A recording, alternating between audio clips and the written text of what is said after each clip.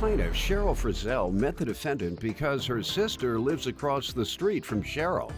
Cheryl claims she knows the defendant had a rough childhood and that the defendant's rescue dog means a lot to her.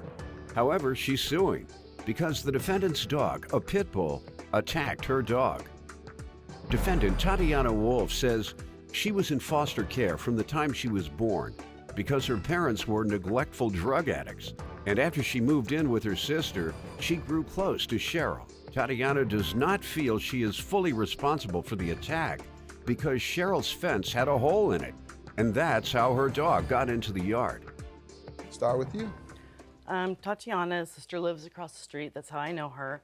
I know that she has had a kind of a hard childhood.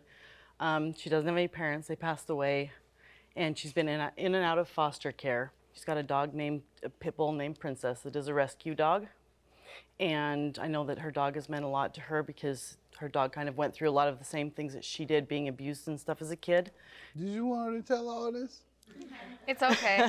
She's doing you a favor. She's a good girl. She really is. Okay, I know, but my point is she may not have wanted everybody to know all this, and you're saying it like you're doing her a favor. Oh. I thought you might want to tell your own success story, though. Let me hear from you.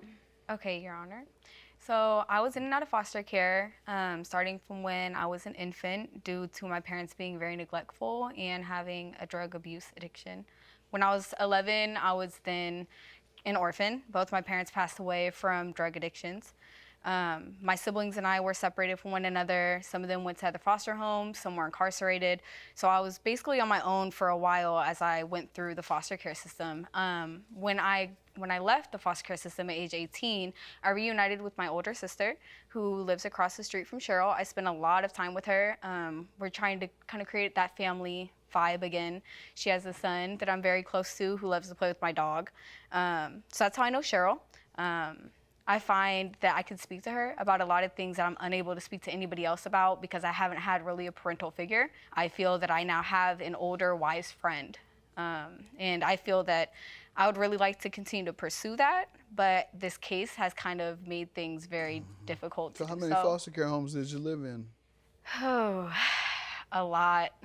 Over 5? Yeah, definitely. It got to the point where there wasn't placement, so I'd be in like group homes or facilities because there weren't beds.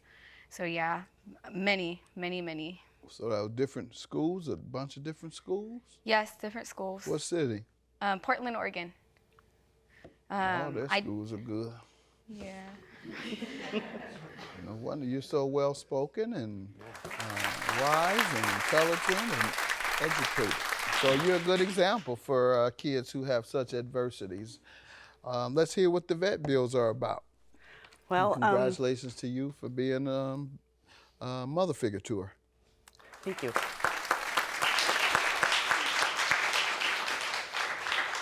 So on October 13th of last year, my dog was outside in my fenced-in yard, and I was inside when I heard my dog crying and the commotion. So I went outside and I found her pit bull Princess was on top and attacking my miniature pinscher, Penny. As a result of this, I've got the vet bills right here. There are 2 bills. There's a surgery and then the post-op. One of them is for $34.91 and the other for $485. What did you find out occurred? Well, when I went back in and found Penny, I'll show you all these. I'll kind of go from the top to bottom. So she ended up having a broken leg and quite a large laceration on her back leg there. She had multiple bite wounds and lost 2 teeth. Plaintiff Cheryl Frizzell says the defendant's sister lives across the street from her, and she's suing because she claims the defendant's pit bull attacked her dog. Okay, so what discussions have you all had regarding it? Well, Tatiana hasn't ever denied. She said she would pay me. I've never gotten a dime out of her, and I actually have a text message that I received on the 22nd of May. What do you say to this, ma'am? We have spoken briefly about it. We hadn't really discussed payment plans. We hadn't talked about the total. Basically, all that it was is that she wanted money for the procedures. She wanted the money back that she had spent, but we hadn't actually set up anything for me to Set start. up anything like what? like a payment plan or a contract. Did you suggest one? Yeah, we discussed it. What did you suggest as a payment plan? Just maybe a couple $100s a month. And what did she say? She said that would work. She did? Yes. All right. And I would like the chance to talk with the vet with you so that I can make direct payments to them. Yes. I'm interested in your proposal. I would like more information. You want this information? Because that's what we're talking about. Yeah. We're talking about whether you agreed to pay, and you say you did. Yes, And $200 a month. After I met with the vet to confirm that every bill. So you agreed to pay the amount owed?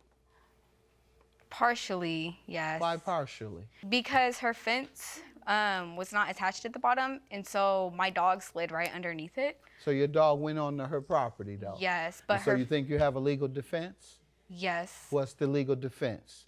That to your dog running from your property, was the dog leashed? No. Okay. My and your unleashed pit bull ran onto her property and attacked her miniature Doberman, and you want to defend it by saying her fence had a hole in it. First, I thought your defense was a payment plan. Now you've changed on me in the 30 seconds that you were talking. The law is she has a duty to maintain the actions of her dog. If she had no fence at all, your dog had no legal right to go onto her property and damage it, and in this case, bite her dog severely. Have a good day. Judging for the plaintiff. Thank you, Your Honor.